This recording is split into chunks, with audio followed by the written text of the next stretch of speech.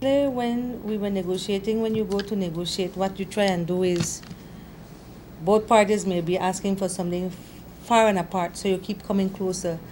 While every meeting we went, the union gave in a point and gave in a point, the bank refused to move. They stayed at the same part. And so at some point there was just an impasse. There was no way forward, even with the bank insisting that they wanted mediated negotiation with the labor commissioner.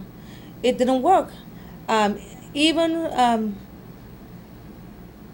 what was ironic during those negotiations is the fact that even when the union showed that, okay, if we were asking for 10 of whatever, and we've gone down to 8, and then we've gone down to 7, then to 6, if the bank says all they're giving is 2, at one point, first it was 1, then they said, okay, 1.5, then they said 2, and after that they moved no way. So it's hard to negotiate like that. So there was a major impasse, and at this point, all we can do is still go back to the negotiating table. What's critical, whether the negotiation is concluded before they physically leave or not, it's a matter that has to be concluded at some point. So the sooner we do it, the better it would be. Now, the central bank, in giving approval, did they approach the union? Did they dialogue with the union about these pending issues?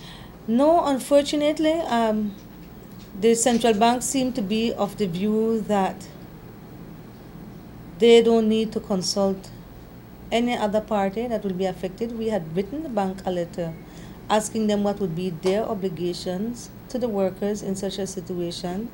They wrote back and said there was none. So they are of that view. We believed otherwise. That is why we had written the letter to the bank and to the Prime Minister. And as you all notice, the other authorities, they don't care about the workers. Imagine the government, the Minister of Finance, when they hadn't even passed the legislation, we are waiting to hear from them now.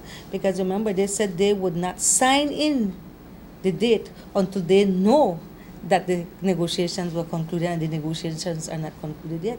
So we haven't heard from that party. As you all notice, we didn't even know that there was a press release issued. In the press release, nothing is mentioned about the employees, only the customers, and some of those employees are customers too, and nothing is mentioned about what is happening between the parties, the two private parties, the buyer and the seller, and the government in terms of the legislation that needs to now be, the date needs to now be pending so that it can be effective. But also what happens to the promise all of you heard the Prime Minister gave in the National Assembly as to his position on this issue. It would be interesting, I say interesting because they're at a mad rush now to try and complete, even though from the start we've been asking them, please tell us when is the exit date. I mean, the bad faith has been unimaginable.